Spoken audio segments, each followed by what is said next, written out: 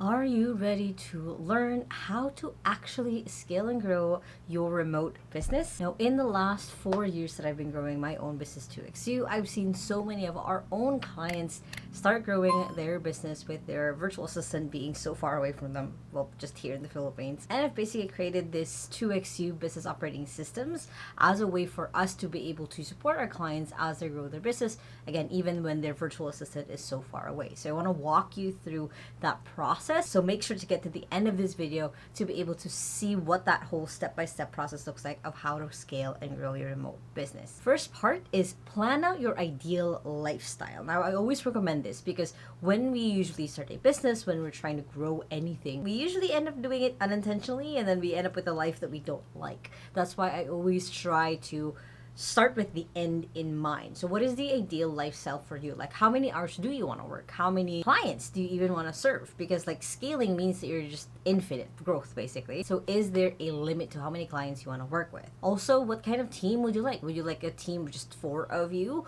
or just a growing team of like 10, 12 people that you're managing at the same time? So again, depending on what this life looks like for you, you want to plan it out ahead. That way you are not just growing without the intention of what your life would look like. Or of course, worse is you just you wake up like, okay, you have this business that you've grown, but it's not the lifestyle you actually want. And I've been there. I did that to myself once when I wasn't intentional about the growth. So for me, my ideal lifestyle is that most of my work are in the mornings. So in the afternoon, I could be traveling, I could be doing other things. And then if I wanted to, I can choose to work again in the evenings. But that's kind of my ideal lifestyle is in the morning, I work, the afternoon, I don't. I basically go out and maybe meet up with friends or do something else. But that's my ideal lifestyle, is me always traveling. That's why I'm building a remote business. So plan that out in your head.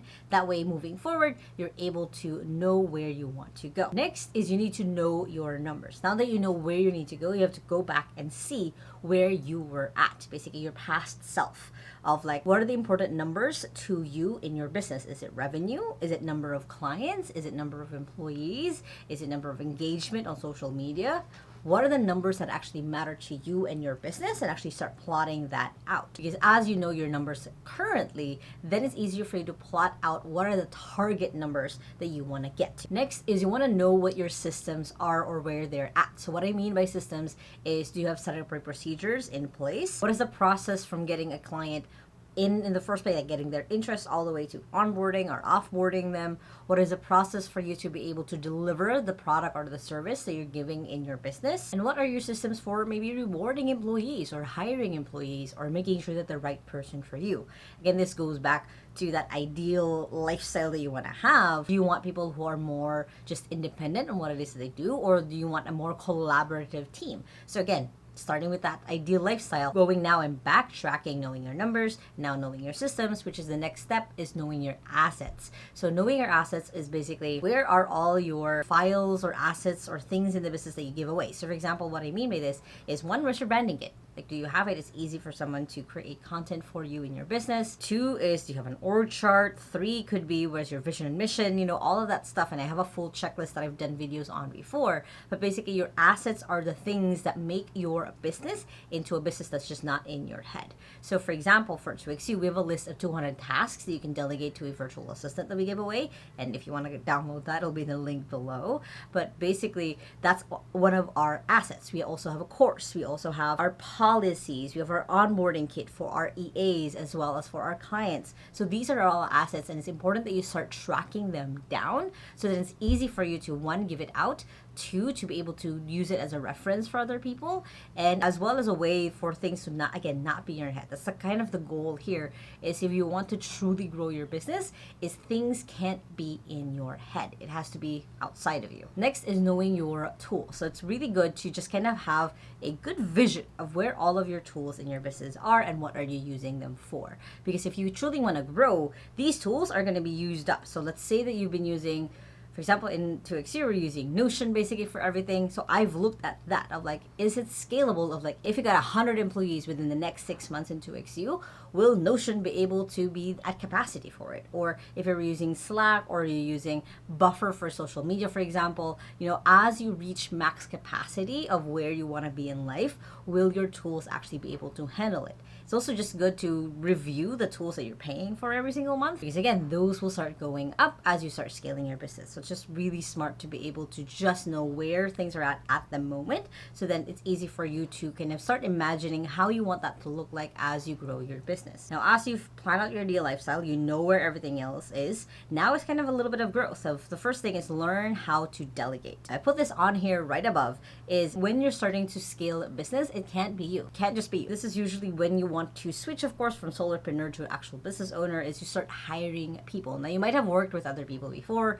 You might have hired freelancer. You might have hired someone part-time. What I'm talking about learning how to delegate is delegating to someone who will eventually become your second brain. Now, this could be a virtual assistant. This could be an operations manager. And if you want to find out more, I have the 2XU scorecard to help you out to figure out where you're at on scaling your business. But basically, learning how to delegate is an important skill that you need to learn if you want to scale your business. It's learning what to delegate in the first place, how to delegate it effectively, and how to make sure that your person or the people that you're trying to train this up into are actually capable in what it is that you're trying to get them to do. The next step is learning how to hire. So once you start learning how to delegate first, so then you know how to effectively give people things, then you need to learn how to hire people. You need to learn how to pick out the person. Just because they have a perfect resume doesn't mean that they're perfect fit for your business. So you want to be able to ask them really good questions. You want to be able to filter out if they have the right skill for your business, if it even actually matches your brand. In 2XU, we've had virtual assistants where they, again, perfect on paper, but they couldn't match the brand of the client. So it just wasn't going to work out in the long run. So you want to look at these different factors, again, with the end in mind of the lifestyle that you want. Who are the people that you want to surround yourself with in your business? And of course, the next step of this is learning how to manage, how to actually manage the people that you have, not just lead them, but also make sure that they feel that they can be self-managed as well. And having these goals, your numbers, your tools, your systems, your assets that they're working towards, so it's easy for them to be able to know where they're going without a lot of supervision from you. And at this point, now that you're aware, basically where, again, all your numbers, systems, tools, and assets are, you're learning basically how to work with people, then it's time to turn up basically your lead gen, which is, I know, easier said than done, but you want to look at what are the ways you can get more people into your business.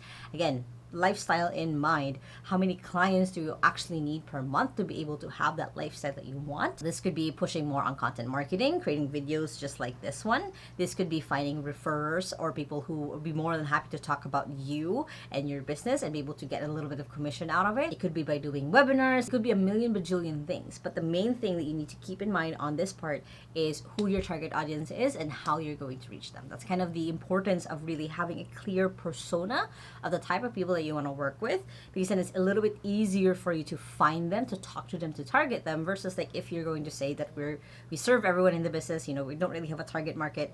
That's where you're going to start not creating things that are for the people who actually want to work with you. So again, a lot of growth, a lot of scaling is all about the intention that you have. So having the intention of who you want to work with is going to help you a lot, of course, and again, in getting that ideal lifestyle. Next is you want to then start hiring. So in the beginning, we went, where is everything at? How do I actually do this? And now we're getting to the point of actually taking action. So you've turned up your lead gen. Next, you want to hire your first virtual assistant if you don't have one already yet. Now, the reason why I always recommend hiring a virtual assistant first is if you've been doing this on your own, if you've only been hiring freelancers, if you've been doing X, Y, and Z for so long, you need someone who is going to be a separate person from you, who is going to go through the things that you are doing that you should not be doing anymore. So for example, for me, a lot of it at the beginning was just creating content. Like I create a lot of these content, but I used to still do the Instagram posts. I still used to create the thumbnail, even edit the videos at the very beginning. So those were one of the first tasks that I had to delegate and give to someone else because they can be easily automated.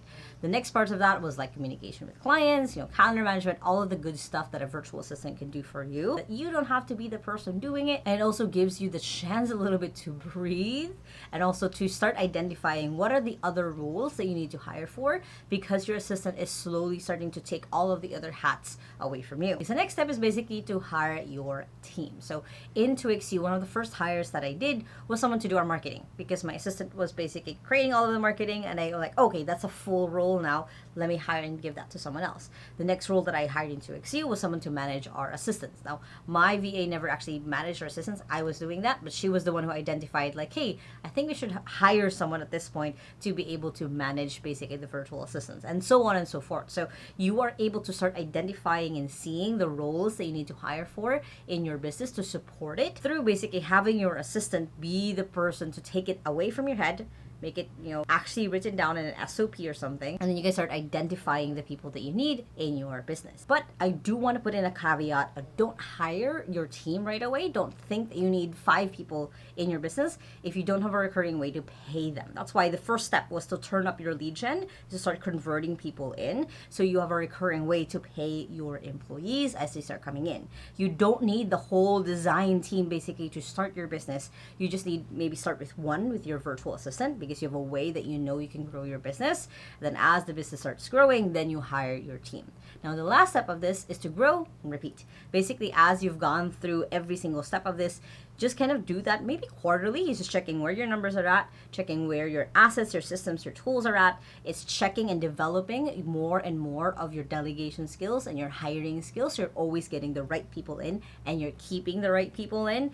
And then it's also looking at your assistant if they need help or if you need to hire a new team member. So it's just going through that process step by step every single time. And again, being intentional of how you grow towards the lifestyle that you want. Now, if you guys like this video, make sure to hit the thumbs up button right there and comment below, what is your ideal lifestyle of why you want to scale your remote business? I would love to know. And if you still haven't yet, make sure to hit the subscribe button right there so you don't miss any of my videos every Sunday and Thursday on how to work from home and how to have a business from home, which you guys can check out those 2 playlists right here and the latest video right here. I hope you guys have an amazing day. And remember that small steps matters. And I'll see you in the next video. Bye.